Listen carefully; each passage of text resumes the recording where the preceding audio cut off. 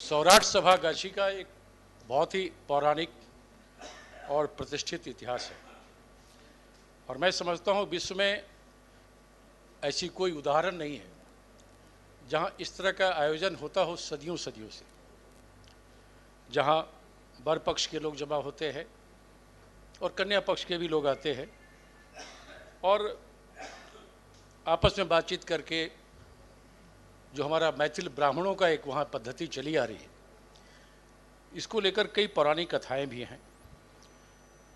वहाँ सैकड़ों एकड़ में भूखंड है,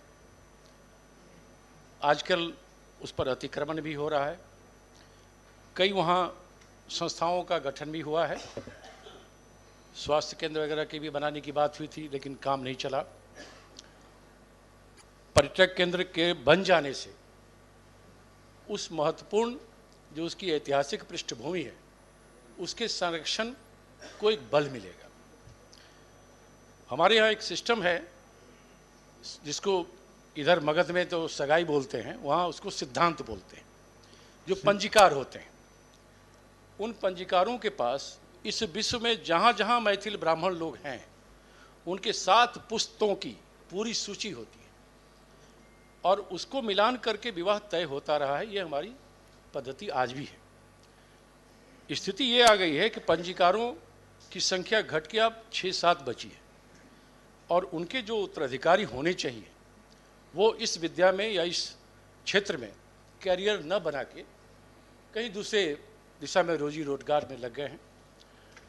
कल को अगर वो संरक्षण नहीं मिला उस सिस्टम को तो क्या होगा? अगर ये पंजीकार नहीं रहे तो हमारे विवाह पद्धति फिर वो सिद्धांत कैसे होगा? कैसे पता चलेगा किस खानदान का कौन है? कहीं समगोत्रीय विवाह न होने लगे, कई प्रकार की गंभीर समस्याएं हो जाएंगी। वहाँ कई धार्मिक स्थल भी हैं, वो भी जीर्ण शीर्ण अवस्था में होता जा रहा है। उस पूरे भूखंड का संरक्षण की आवश्यकता है और पूरे पंजीकार व्यवस्था को संरक्षण देने की आवश्यकता है।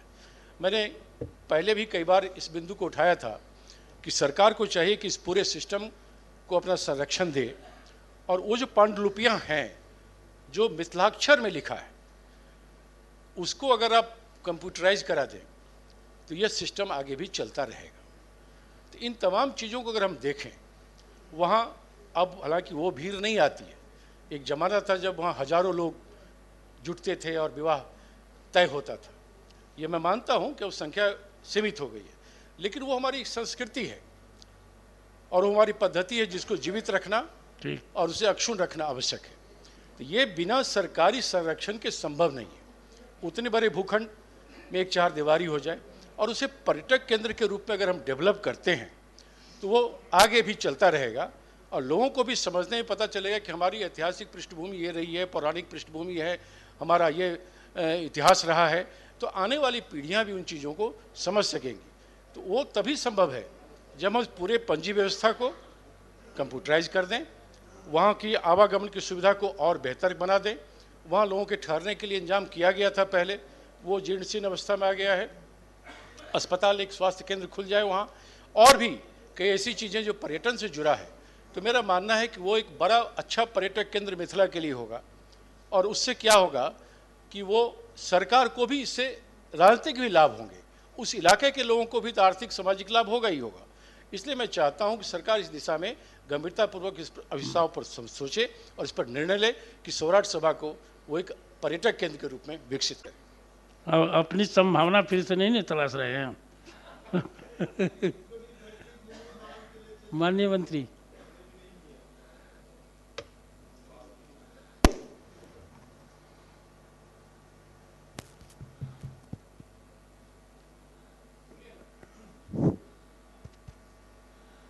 माननीय सभापति महोदय, पर्यटन विभाग द्वारा मधुबनी जिला के ऐतिहासिक सौराठ सभागाछी को पर्यटक स्थल के संबंध में विकसित करने हेतु वर्तमान में कोई योजना स्वीकृत नहीं है।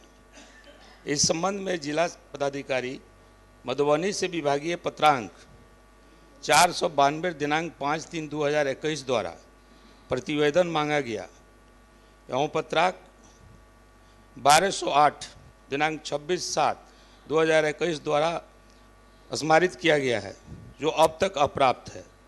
वर्णिक स्थल पर पर्यटन रोड मैप में सूचीबद्ध है।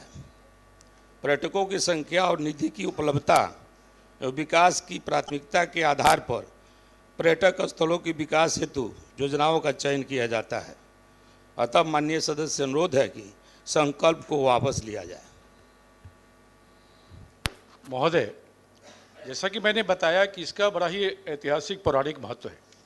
अगर मंत्री यह आश्वासन देते हैं कि आने वाले समय में पर्यटक केंद्र के रूप में विकसित करने पर सरकार आगे बढ़ती है, विचार करती है, नहीं तो ये मान लेना कि उसको हम अभी हमारे मैप में है ही नहीं और आगे हम देखेंगे, या वो भी आश्वासन भी नहीं मिल पा रहा। ऐसी स्थिति में हम कैसे अपने उस प्रस्ताव को वापस कर लें जो मिथिला की मूलभूत भावनाओं से जुड़ा हुआ है, करोड़ों लोगों की भावनाओं से जुड़ी है। जितने मैथिल ब्राह्मण हैं इस संसार में, उनका वहाँ लगाव है, और वो विवाह पद्धति बंद हो जाएगा अगर हमारे वो सिस्टम को अगर आगे नहीं अक्षुण्ण रखा गया। वो जो हमारा पांडुलिपि में लिखा हुआ, ताम्रपत्र में लिखा हुआ चीज़ें हैं जिससे हम 7 खानदान को पता करते हैं कि वर पक्ष का क्या है, कन्या पक्ष का क्या है, तो ये एक बड़ा गंभीर प्रश्न है। उसके संरक्षण के लिए सरकार को तत्काल विचार करना चाहिए, और वो तभी संभव है जब आप एक रोड मैप लेके आएँ कि सौराठ को एक पर्यटक केंद्र के रूप में विकसित करेंगे। बाहर से भी लोग आएंगे, आपका पर्यटन के मैप में सौराठ आ जाएगा, मधुबनी आ जाएगा। और सबसे बड़ी चीज़ है, आपको उस इलाके में, जिस इलाके में, जिस विधानसभा में ये है, वहाँ भारतीय जनता पार्टी के ही विधायक चुने गए हैं। इसका मतलब वहाँ के लोगों ने आपको वोट भी किया है। तो इन चीज़ों को भी ध्यान में रखकर मेरा आग्रह हुआ कि मंत्री जी इस पर स्पष्ट कुछ न कुछ आश्वासन दें, तभी मैं वापस दूंगा अभिस्ताव, नहीं तो मेरे लिए तो कठिन होगा। मैंने कहा है सभापति महोदय, जिला पदाधिकारी मधुबनी को लिखा गया है, उसका पत्र प्राप्त हो जाता है तो इस पर विचार हम लोग करेंगे, पर्यटन विभाग इस पर विचार करेगा। ऐसे सूचीबद्ध है, सूचीबद्ध है, रोड मैप सूचीबद्ध है। और नहीं, वापस माननीय सदस्य अनुरोध है कि आप वापस ले। अगर सरकार आश्वासन देती है कि सूचीबद्ध है, उस काम को आगे बढ़ाएंगे, तो मैं वापस लेता हूँ।